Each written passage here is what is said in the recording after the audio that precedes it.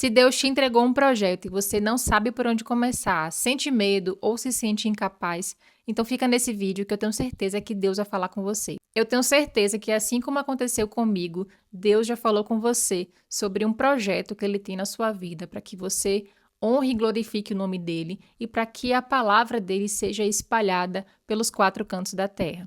Só que assim como muitos, você não sabe por onde começar, não tem certeza se é isso que você precisa fazer, ou simplesmente você acha que várias outras pessoas podem fazer aquilo que Deus pediu para você fazer.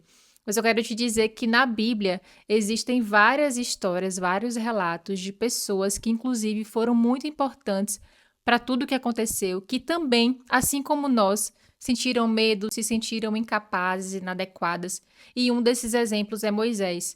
Moisés foi escolhido por Deus para conduzir o povo até a terra prometida, mas Moisés deu 1000 desculpas para Deus, mesmo quando Deus falou que faria sinais e maravilhas para que o povo acreditasse que foi o próprio Deus que enviou Moisés e que estava conduzindo tudo. Então Moisés disse que não sabia se expressar, que era pesado com as palavras, que não sabia falar muito bem. E mesmo inventando várias desculpas, Deus não deixou de usar a vida de Moisés para que a palavra dele fosse cumprida. E eu percebo que esse padrão aparece muitas vezes na Bíblia.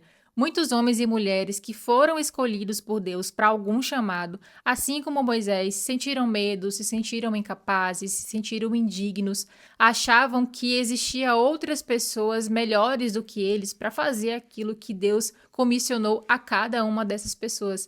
E assim como essas pessoas, esses exemplos que eu acabei de falar, eu e você também sentimos medo, nos sentimos incapazes, mas existem coisas que apenas você vai poder fazer, que Deus entregou nas suas mãos para que o nome dele seja honrado e glorificado. Jeremias disse que era muito jovem e que não sabia falar. Gideão disse que ele era o menor de sua casa e sua família era a mais pobre. Jonas, quando Deus mandou ele pregar na cidade de Nínive, Jonas fugiu e aconteceu aquele episódio que ele entrou no barco, foi para outra cidade, aconteceu a tempestade, jogaram ele no mar, ele foi engolido por um peixe e ficou lá por um período.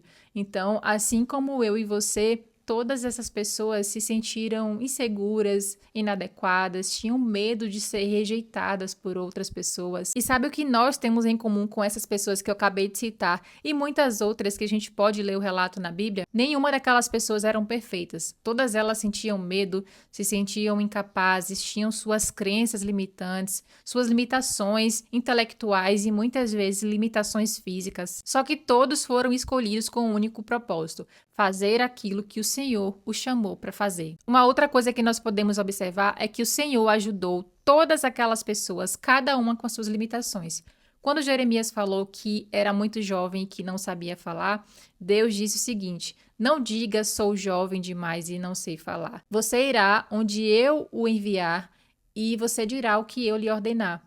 E quando Moisés falou ali que ele não sabia falar, que era pesado com as palavras, tem um versículo na Bíblia que fala que Deus se irou com Moisés. E logo em seguida ele falou sobre o irmão de Moisés, que já que Moisés não queria falar, não tinha problema. Era para chamar o irmão dele, que o irmão de Moisés, Arão, seria o seu porta-voz. Então, Deus falaria para Moisés o que Moisés deveria falar para o irmão dele, para que o irmão dele falasse com o povo. Então, mesmo inventando várias desculpas, mesmo não querendo ir, se sentindo incapaz, mesmo com medo, Deus não livrou aqueles homens de fazer o que eles deveriam fazer para que o nome do Senhor fosse honrado e glorificado. E assim acontece comigo e com você. Mesmo com medo, Deus nunca nos abandona. Ele sempre nos estende a mão, sempre nos direciona, nos capacita a fazer aquilo que Ele nos confiou. Até porque tem projetos que Deus nos confia, mas que não são projetos nossos, são projetos dele. E Ele nos capacita, Ele nos direciona a fazer tudo conforme a vontade dele. Ele nos dá sabedoria, discernimento, entendimento. Muitas vezes Ele nos aproxima de pessoas que vão nos ajudar na caminhada. Só que ao invés de confiar em Deus como aquelas pessoas confiaram, nós nos entregamos ao medo. Medo de falhar, medo de sermos vistos falhando. Temos a necessidade de sermos aprovados pelos outros, quando a aprovação já veio daquele que nos confiou o chamado. E nós fazemos isso porque temos a necessidade de ter o controle sobre todas as coisas, sobre as pessoas que vão nos aplaudir, sobre as pessoas que vão gostar daquilo que estamos fazendo, sobre as pessoas que vão nos aprovar de alguma forma. E nós não temos o controle sobre essas coisas. Eu quero ler para você alguns versículos que tem na Bíblia que falam sobre isso, sobre não termos o controle sobre as coisas. Em Provérbios, no capítulo 16, versículo 9, está escrito: o coração do homem traça o seu caminho, mas o Senhor lhe dirige os passos. Em Tiago, capítulo 4, versículo 13, vocês que dizem, hoje ou amanhã iremos, faremos negócios e lucraremos.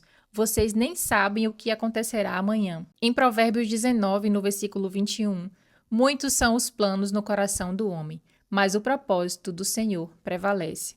Não temos o controle de tudo. Nós procrastinamos o que Deus nos confiou porque nós queremos ter o controle sobre os frutos, mas nós não temos o controle sobre os frutos. Nós controlamos aquilo que estamos semeando, mas quem controla os frutos é Deus. Apenas o Senhor tem o controle disso. E se você parar para prestar atenção, todas as vezes que Deus nos confia algo, Ele garante que tudo aconteça. Ele não garante que nós não vamos passar por tribulações, por aflições, por dias difíceis, mas Ele garante que a obra se complete. Quando Moisés estava conduzindo o povo até a terra prometida, chegou um momento em que Deus abriu o Mar Vermelho para que ele e o povo atravessassem para o outro lado, porque eles estavam sendo perseguidos. Josué recebeu uma ordem de Deus para ficar marchando por 7 dias ao redor de uma cidade fortificada e tocar trombetas enquanto ele estivesse marchando. E Josué, sem entender nada, apenas obedeceu. Ele só foi fazer o que Deus mandou. E Deus derrubou as muralhas de Jericó para Josué. Tem um outro exemplo de quando Deus multiplicou o azeite para a viúva porque ela obedeceu o profeta Eliseu. E também Daniel, quando estava na cova dos leões. Daniel obedeceu quando Deus mandou ele continuar orando. E Deus o livrou.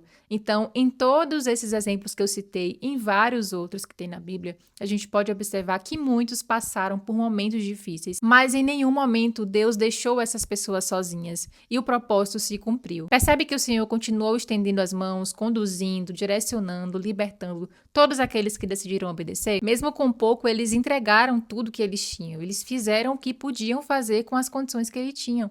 Então, que eu e você façamos o mesmo, com o pouco que a gente tem, como a gente consegue no momento, do lugar onde nós estamos. Porque de uma coisa eu tenho certeza, Ele vai te sustentar a todo momento. E se você decidir multiplicar o talento que Ele te entregou, vai acontecer a mesma coisa que aconteceu na parábola dos talentos. O servo bom e fiel multiplicou os talentos que foi confiado a ele. Em 2 Timóteo, no capítulo 1, versículo 7, está escrito assim: pois Deus não nos deu um espírito que produz medo e covardia, mas sim que nos dá poder, amor e autocontrole.